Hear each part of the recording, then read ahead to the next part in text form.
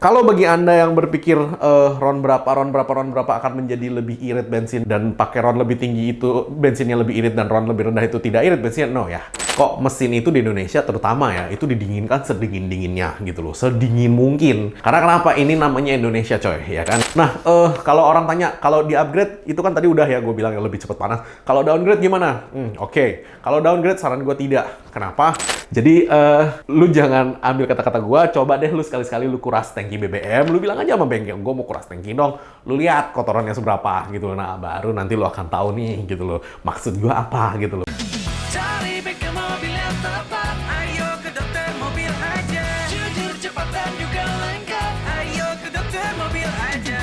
Kualitas yang terbaik, harga juga bersahabat. Percayalah, di Dokter Mobil pasti beres. Hai Lovers, balik lagi dengan saya Dokter Mobil. Nah, saya hari ini disuruh ngebahas RON atau Rated Octane Number ya. Jadi, lu harus tahu RON itu apa ya. Kadang-kadang orang ngomong RON, kadar oktan. Oke, RON itu Rated Octane Number atau kadar oktan di dalam bensin. Nah, di sini ditulis kadar oktan itu jenis oktan berapa dengan rasio kompresi dengan jenis bahan bakar apa. Oke, kadar oktan dengan rasio kompresi menurut saya tidak terlalu signifikan ya. Yang Anda harus tahu itu Rated Octane Number itu semakin tinggi, itu berarti bensinnya semakin tahan panas. Jadi Anda harus tahu itu nih, misalnya nih, RON-nya RON 70 misalnya, kan jelek banget tuh. RON 70 itu ketika disemburkan ke dalam ruang bakar atau ke dalam silinder headnya itu ruang bakar, ketika mesin itu panas, bisa jadi dia kebakar duluan sebelum dipercik oleh si busi dibandingkan misalnya RON 99. Misalnya saya ambil misalnya lagi, RON 99 itu dia tahan misalnya sampai 140 derajat gitu kan. Nah, ketika suhu 140 derajat, si bensin yang memiliki RON 99 itu dia tidak terbakar.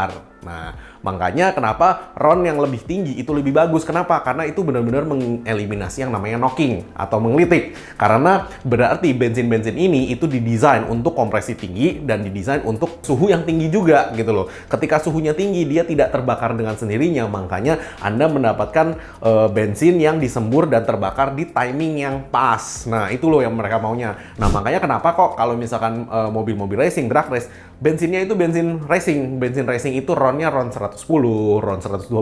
Itu kalau di luar negeri, di Malaysia lu bisa beli ya. Di Indonesia dulu juga setahu gue waktu balap motor juga bisa beli sih itu sih. Jadi dia RON-nya itu RON 110-an. Nah ya, 110-an itu fungsinya untuk apa sih? Supaya ketika suhunya tinggi itu dia nggak mercik sendiri. Karena kenapa? Mobil-mobil racing ini kan panas banget kan kita paksa nih ya kan. Dia temperaturnya panas banget, jangan sampai nih bensin disemburkan ke ruang bakar, dia kebakar sendiri. Nah, kalau bagi Anda yang berpikir RON berapa akan menjadi lebih irit bensin dan pakai RON lebih tinggi itu bensinnya lebih irit dan RON lebih rendah itu tidak irit bensinnya, no ya. Kagak ada hubungannya antara RON dengan irit tidak irit atau efisiensi bahan bakar di sebuah mesin. Jadi gue kasih tahu dulu nih, kenapa kok RON-nya itu tinggi. Nah, itu kalau bensin. Kalau yang namanya diesel itu namanya cetan, CETANE. Nah, itu dulu banget di video saya udah pernah jelasin juga kenapa kok cetan number itu juga penting. Sebenarnya sama juga sih, kayak misalkan kadar setan, kadar oktan itu sama-sama penting dengan fungsinya yang sama nih, sehingga bahan bakar itu tidak terbakar pada sendirinya. Bahan bakar itu hanya terbakar ketika di timing yang tepat gitu loh, di timing yang kita inginkan nih, misalnya nih gitu loh. Jadi ingat ya, tidak ada hubungannya yang begitu-begitu lu buang tendang ke laut semua. Kalau dibilang misalkan oke nih oktan 88 kompresi 7 sampai dengan 9,1. Iya dan tidak, karena gini, balik lagi ketika lu pokoknya yang harus lu tahu itu adalah oktan number itu koresponnya lebih ke di suhu berapa dia bisa terpercik atau meledak gitu loh bensinnya. Ketika dikompresi, ya kan, ketika dia terkompresi itu otomatis suhunya naik. Makanya kenapa kok rasio kompresi mobil itu 7 sampai 9,1 bar. Karena kenapa? Ketika dikompresi tekanan tinggi, dia kan menjadi panas nih. Nah, di panas itu dia meledak sendiri. Nah, cuman balik lagi, lu nggak usah pusingin kompresi, bro. Lu pusingin si suhunya aja ketika dia terpercik gitu loh. Nah, makanya Premium, Pertalite, Pertamax, Shell, Super bla bla bla, dan Pertamax Turbo itu oktan 98 dan seterusnya. Iya bener. Jadi gini, ketika lu pakai bensin yang oktannya lebih tinggi, biasanya mobil lu itu menjadi lebih panas. Nah, ketika mobil lu itu menjadi lebih panas, dan biasanya itu kan dia kebakarnya jadi bagus ya, kebakarnya apinya lebih besar dan apinya itu sesuai sama timing, otomatis mesin lu lebih optimal. Mesin lebih optimal kalau pendinginannya biasa aja, dia jadinya mesinnya lebih panas. Nah, makanya kenapa kalau saya sih, saya pakainya Pertamax biasa aja ya. Beberapa mobil aja yang memang mau Pertamax Turbo, betul. Cuman kalau menurut saya, Anda pakai mobil nih, misalkan nih Anda mau coba nih dari Pertamax, Anda mau coba Pertamax Turbo, Anda harus tahu nih mesin mesin Anda nih biasanya running optimal temperature-nya berapa, ketika Anda ganti dengan RON yang lebih tinggi, biasanya lebih panas dia mesinnya gitu loh. Nah, lebih panas belum tentu lebih bagus loh ya, karena lebih panas itu berarti lu harus mendinginkan lebih bagus tuh si mesin itu tuh dengan cara coolant-nya lu ganti. Misalnya termostatnya lu ganti temperaturnya lebih rendah, atau lu cabut sekalian, atau extra fan-nya lu tambah. Intinya sih ketika lu pakai octane number yang lebih tinggi, mesin lu akan lebih panas, sehingga pendinginan mesin lu juga lu harus pikirin. Karena kenapa? Kalau lu biarin gimana kok? Ya nggak ada masalah, karena kan tidak overheat kan. Dia lebih tinggi paling hanya 2 derajat gitu loh. Tetapi ketika dia lebih tinggi, biasanya ring-ring, seal-seal itu biasanya lebih cepat aus. Karet-karet gitu dia lebih cepat aus. Makanya kenapa sih kok mesin itu di Indonesia terutama ya, itu didinginkan sedingin-dinginnya gitu loh. Sedingin mungkin. Karena kenapa? Ini namanya Indonesia coy, ya kan? Namanya Indonesia, lu dinginkan sedingin mungkin aja, itu masih tetap panas nih standarnya nih. Lu kan bukan di luar negeri, di Korea ya. Atau kemarin gue baru dari Australia ya, di Australia yang pagi-pagi tuh bisa -2 gitu kan. Malam-malam bisa -15 gitu kan. Itu dingin gitu loh, itu dingin banget. Di Indonesia lu dapat 12 derajat aja udah jingkrak-jingkrak, lu udah kayak di puncak di Bandung gitu kan. Nah, jadi makanya kenapa kok di Indonesia mesin itu harus didinginkan sedingin-dingin mungkin.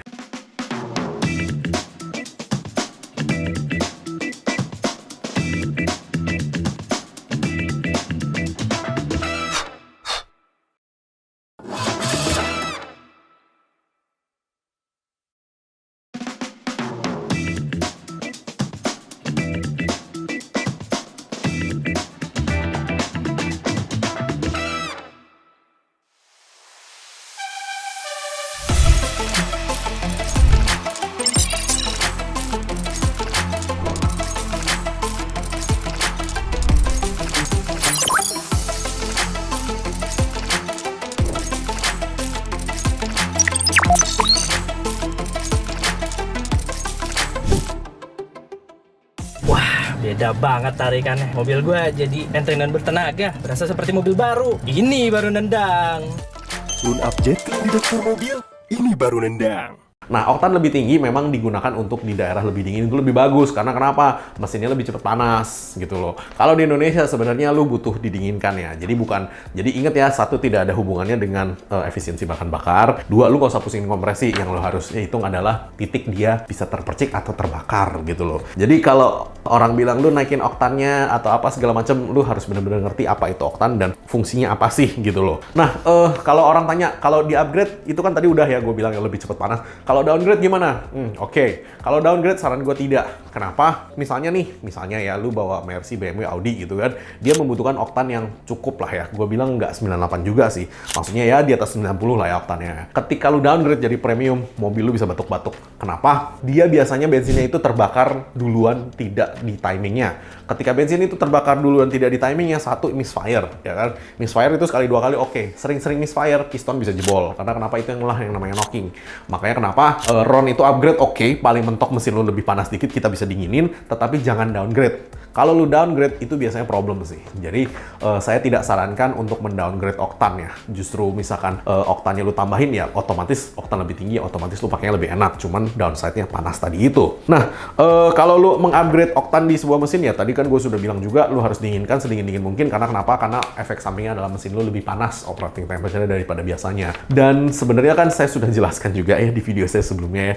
Bensin Pertamina it's not all about the octane number ya. Maksudnya tidak hanya octane number-nya doang yang lu harus perhatikan. Penyaringannya lu harus perhatikan juga, karena kenapa? Biasanya kotor nih gitu loh. Lu nggak percaya, kalau lu punya mobil bensin atau diesel yang udah berumur 3-5 tahun dan lu belum pernah kuras tangki, coba deh sekali-sekali lu kuras tangkinya. Murah kok, nggak mahal. Kuras tangki itu artinya tangki BBM-nya diturunin, dituang semua bensinnya sampai kering, terus dicuci bersih, terus dipasang lagi. Baru lu isi BBM baru. Lu lihat tuh nanti tuh, sisa-sisa residu yang ada di tangki lu tuh nanti lu bisa bingung sendiri kan itu kotoran masuk dari mana. Ya udah pasti masuk dari jalur BBM ya Bapak dan Ibu sekalian ya.